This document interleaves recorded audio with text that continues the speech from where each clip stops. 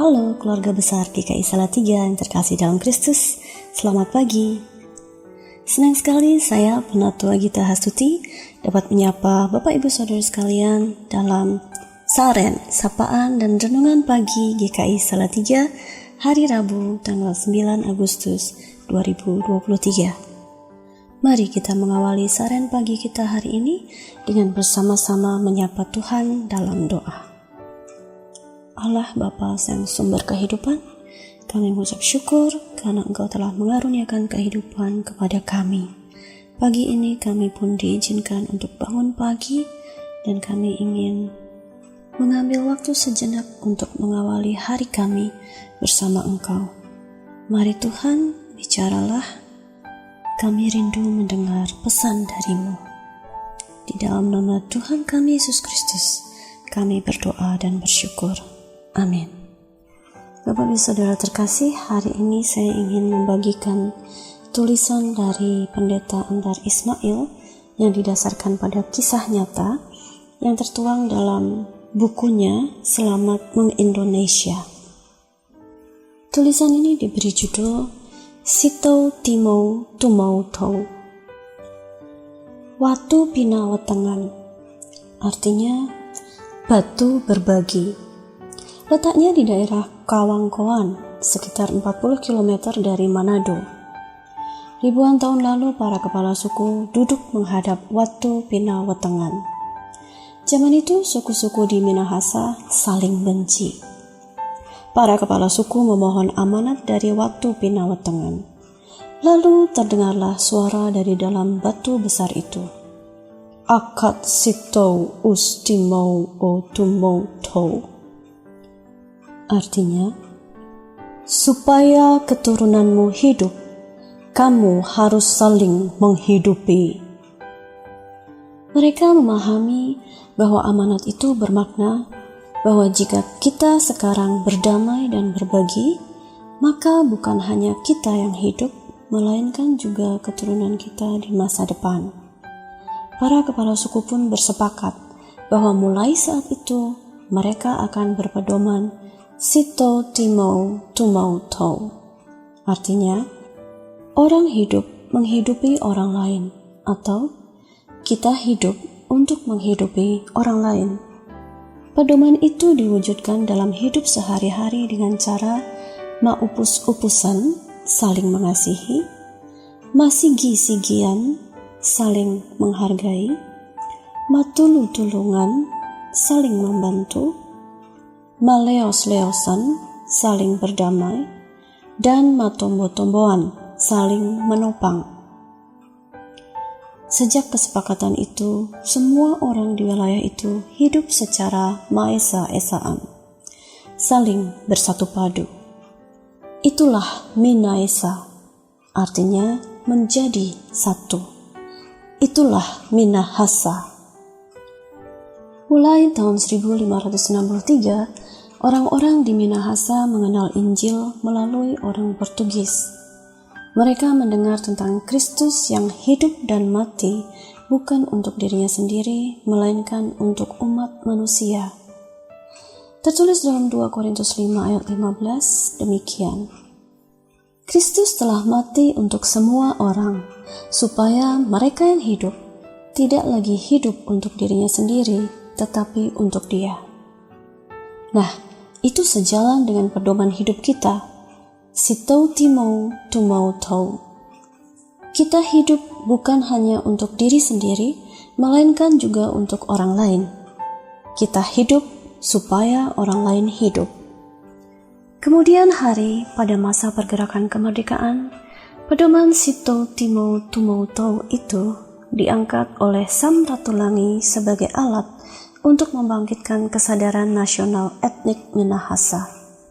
Sam Ratulangi, yang selanjutnya akan saya sebut Langi, bernama lengkap Gerungan Saul Samuel Jacob Ratulangi.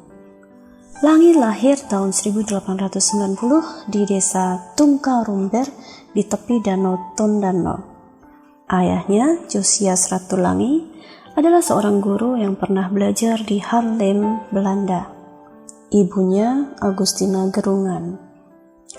Pada usia 14 tahun, Langi masuk sekolah kedokteran Stovia di Jakarta, namun langsung pindah ke Sekolah Tinggi Teknik di Jakarta.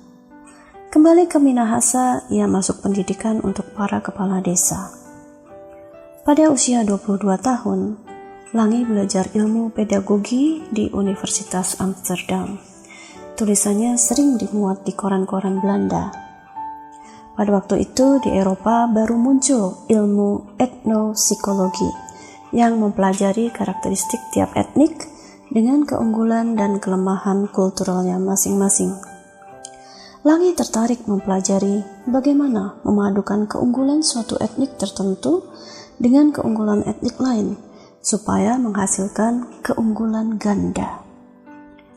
Perpustakaan di Leiden kaya dengan catatan para misionaris Belanda tentang mitologi Minahasa, bahwa bumi Minahasa diciptakan oleh kuasa ilahi yang bergender perempuan. Langi menulis banyak artikel tentang kesetaraan gender. Para misionaris Belanda memang berjasa mengangkat persekolahan untuk perempuan. Emansipasi perempuan di Minahasa sering menjadi teladan. Para ibu Manado suka berseloroh. Yang mendayung bahtera memang lelaki, tetapi yang pegang kemudi itu perempuan. Ketika Langi belajar di Zurich, ia merangkul pelajar Asia sebagai satu saudara. Tulisnya, orang Jepang, Tiongkok, Korea, Filipina, India, Siam, dan lainnya adalah saudara satu ras dengan orang Indonesia.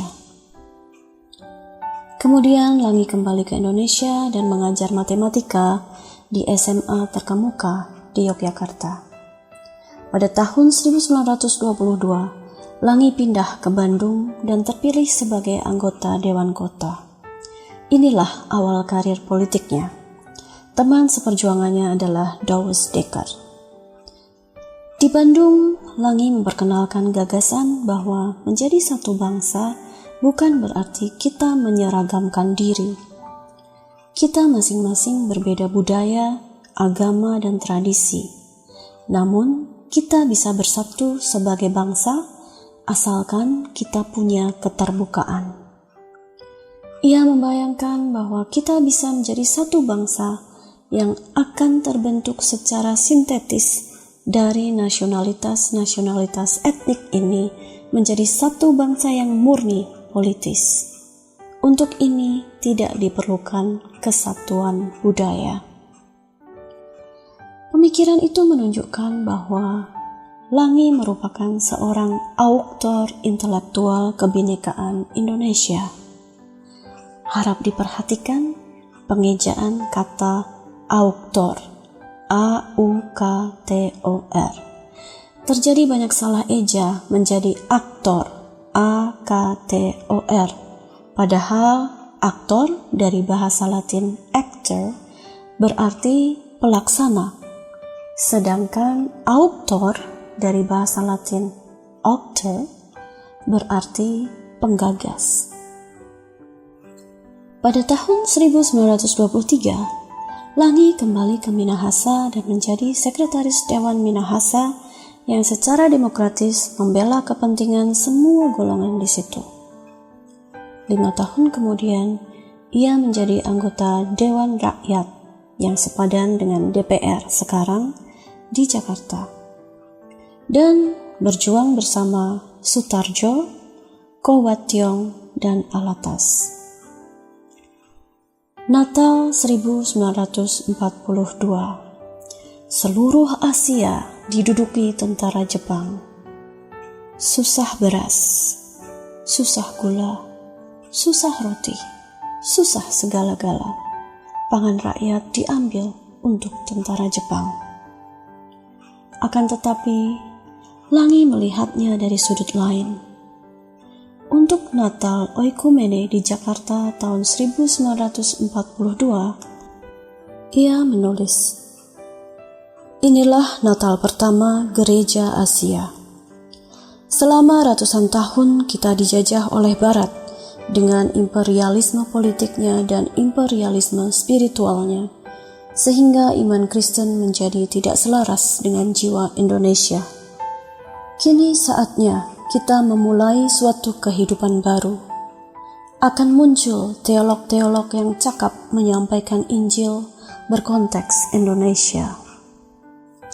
Menjelang kemerdekaan, Langi ditunjuk menjadi gubernur atas seluruh Sulawesi yang berkedudukan di Makassar. Langi memimpin delegasi Sulawesi yang terdiri atas banyak bangsawan Bugis untuk mengikuti sidang panitia kemerdekaan di Jakarta. Akibat kesulitan transport, delegasi dari Indonesia Timur datang terlambat, sehingga banyak draft sudah dibuat oleh anggota panitia dari Pulau Jawa. Padahal hal itu belum diketahui oleh delegasi dari daerah-daerah.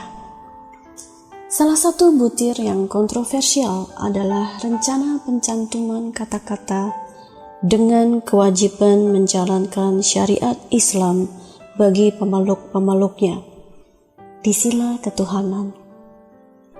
Tajuddin Nur, Andi Pangeran, Ketut Puja, Langi, dan sejumlah anggota lain menentang pencantuman tersebut karena tidak sejalan dengan jiwa kebangsaan yang selama ini diperjuangkan. Dalam buku 5 Penggerak Bangsa yang Terlupa, Gary Van Klinken, peneliti dari Australia, mencatat, Langi meminta para mahasiswa di asrama England untuk mendekati Hatta dan bilang padanya bahwa jika draft konstitusi ini tidak diubah, Indonesia Timur tidak akan bergabung di dalam kemerdekaan Indonesia. Hatta menganggap pesan tersebut serius sehingga menyampaikannya kepada Soekarno. Hatta yang juga tidak setuju terhadap sebuah negara sakral berdasarkan Islam bertemu dengan dan seterusnya. Ternyata banyak anggota panitia kemerdekaan yang beragama Islam menolak pencantuman 7 kata itu yang kemudian hari disebut Piagam Jakarta. Beberapa hari setelah proklamasi, Langi sebagai gubernur untuk seluruh Sulawesi kembali ke Makassar dengan tugas dari Soekarno untuk mencegah kembalinya pemerintahan Belanda. Akan tetapi, pasukan Belanda mendarat di Makassar. Langi ditangkap dan dibuang ke Serui, Papua. Pada tahun 1948, Langi dibebaskan. Ia segera bergabung dengan Soekarno di Yogyakarta. Ketika Belanda menduduki Yogyakarta, seluruh kabinet RI ditahan, termasuk Langi. Karena penyakit jantungnya, ia diperbolehkan berobat ke Jakarta. Pada tanggal 30 Juni 1949, ia meninggal di Jakarta akibat serangan jantung dalam usia 58 tahun.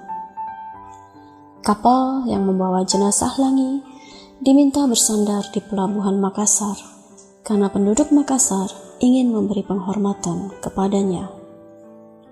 Di Minahasa, orang tumpah ruah ke jalan sehingga mobil jenazahnya perlu waktu 40 jam untuk tiba di Tondano. Semua lonceng gereja berdentang tiada henti. Sitou Timou, Tumou Tou. Seorang putra kawan Noa hidup untuk menghidupi lahirnya kemerdekaan bangsa Indonesia yang etniknya berbeda-beda, namun bermaisa esa. Demikian tulisan Pendeta Andar Ismail mengisahkan kiprah Samratulangi untuk kemerdekaan Indonesia. Semoga kisah ini menginspirasi kita bagaimana hidup berbangsa dan bernegara yang baik di bumi Indonesia kita tercinta ini. Mari kita satu dalam doa.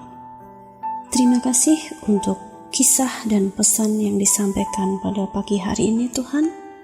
Ajar kami untuk memaknai kisah tersebut dan menghidupinya dalam kehidupan kami sehari-hari. Seperti Kristus yang rela mati untuk keselamatan manusia, tolong ajar kami untuk Sitou Timou, Tumou Tou. Amin. Demikian sapaan dan renungan pagi hari ini, Bapak Ibu Saudara sekalian. Selamat menjalani kehidupan hari ini. Sito Timo Tumau Tau. Tuhan memberkati.